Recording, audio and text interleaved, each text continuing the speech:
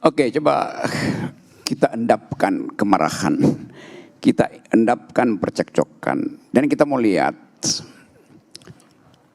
Ibu Mega tentu menginginkan ada pemeriksaan prosedur pemilu. Tetapi bagi Ibu Mega mungkin buat sementara sampai soal jujur tidaknya pemilu. Maksimal di situ.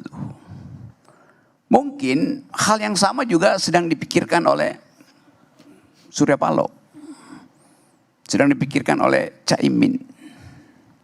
Karena kalau kita periksa sebetulnya dari awal tiga-tiganya kotor. Prabowo kotor. Anies kotor.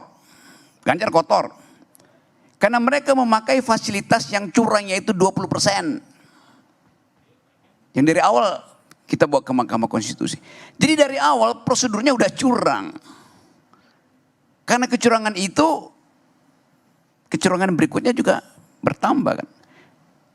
Hanya karena ingin memenuhi kuota 20%, maka Anies kesulitan.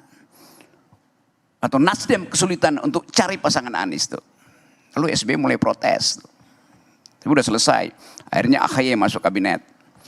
Itu berarti di kabinet hari ini misalnya ada dua anak muda tuh. Satu Gibran, satu AHY. Publik, pers akan cari AHY terus. Karena Gibran udah selesai di obrak-abrik oleh netizen kan. Jadi bayangin Pak Jokowi sebagai seorang strateg, pengatur strategi, akan sangat sedih melihat Gibran tidak lagi dieluk-elukkan oleh publik. Pemilu udah selesai, panggung Gibran udah selesai. Sekarang pindah sorotan ke AHY itu. Jadi diam-diam SBY dapat keuntungan sebetulnya dari soal pemilu ini. Tapi oke, itu urusan mereka tuh. Urusan kita adalah memastikan bahwa kejadian ini mesti dibongkar karena di dalamnya ada persembunyian kejahatan. Sekarang kita ukur sampai di mana bongkaran itu bisa kita lakukan. Tukar tambah pragmatis dari Ibu Mega dengan Pak 01 ini. Ya ujungnya cuma ingin memenangkan pemilu. Tapi bagi rakyat ini bukan soal menang pemilu. Kejujuran di dalam pemilu itu. Nah itu yang kita bayangkan bahwa akhirnya dapat semacam ya tukar tambah pragmatis. Sudahlah sampai pemeriksaan aja. Jangan sampai pemaksulan.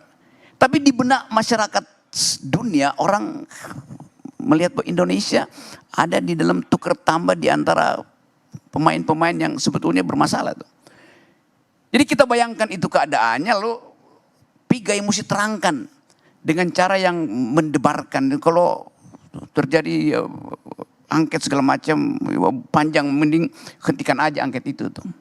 Kenapa orang yang benar dan jujur dan menang itu takut untuk dipersoalkan di angket? Prabowo udah benar, Prabowo udah menang, Prabowo udah jujur, dia datang aja di angket kan? Kayak itu logikanya kan begitu tuh. Jangan dibantah dulu ya, nanti ada kesempatan buat Pigai. Jadi Pigai dari seorang pedagog berubah menjadi seorang demagog gitu kan. Itu soalnya tuh. Nah orang bertanya kenapa Pigai berubah dari pedagog jadi demagog? Sogokan material apa yang ada pada Pigai itu? Itu pertanyaan kunci kita. Karena perpindahan paradigmanya jauh betul. Gak usah dijawab dulu, sabar. Sekarang Anda bayangkan. Kalau tidak dibersihkan masalah ini melalui apa namanya tadi, angket ini, tapi angket versi masyarakat sipil ya, bukan angket versi politisi yang hanya ingin memenangkan perhitungan atau memeriksa supaya ditentukan siapa yang menang, siapa yang kalah di situ kan. Nah, nilai ini yang sedang kita ujikan tuh. Bayangkan misalnya Pak Prabowo kalau dia nggak, saya usulkan begini, Pak Prabowo bilang aja kami setuju hak angket dan saya Prabowo Subianto menolak diberi pangkat jenderal bintang 4. Kan dia udah presiden, ngapain pangkat jenderal lagi kan? Ini kan sogokan Jokowi aja kan. Yang takut bahwa Prabowo tidak lagi ada di dalam sphere of influence dari istana kan. Saya berasumsi bahwa tadinya Prabowo tawanan Jokowi, sekarang Jokowi jadi tawannya Prabowo. Berubah paradigmanya. Enggak ada soal itu, you bisa bantah nanti, tapi saya mau terangkan itu. Jadi, ya soal enggak tuh urusan segala macam. Jadi kita ingin lihat ini pintu masuk dari mengucapkan kembali dasar-dasar berrepublik itu ya angket itu. Tapi sekali lagi angket yang dimaksudkan oleh masyarakat sipil, bukan angket yang dimaksudkan oleh partai PDIP maupun partai oposisi yang lain kan. Walaupun itu kita tahu akan ada tukar tambah di situ, tapi kita mesti maksimal karena angket ini pameran penting bagi bangsa ini untuk lihat, oh ini prosesnya.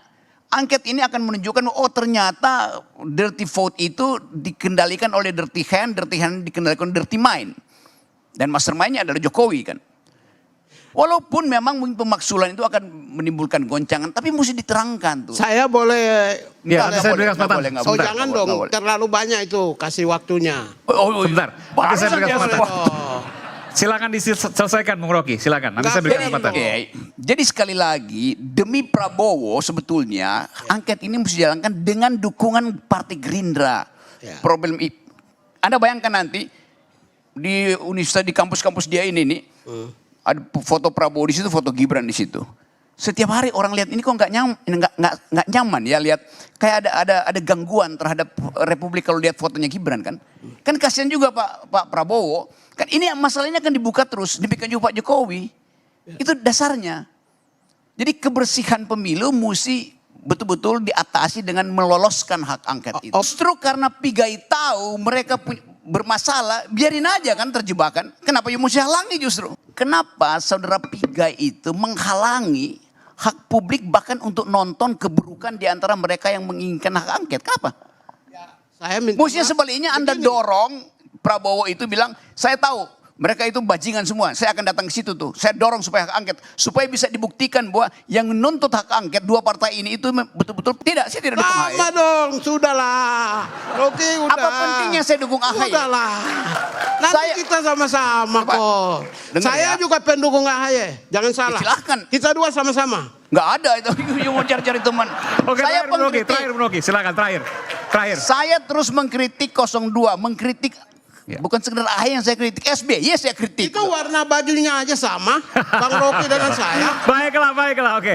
Ada kata Kak 5 saya closing. Ya saya nggak tahu apa warna baju Anda sama dengan warna otakmu, itu saya nggak peduli itu kan. Tapi sekali lagi, poin kita adalah mau membersihkan proses ini nih. Itu dasarnya kan. Jadi kalau dihambat itu menunjukkan juga ada ketakutan pada 02. Kalau Anda bersih dan jujur, ya Anda maju. Kalau Anda tahu lawan Anda kotor, jebak aja dia kan. Itu dasarnya kan. Jadi saya bukan pemain bola, bukan pemain pelatih, tapi saya akan bawa bendera kebenaran itu dan lakukan victor.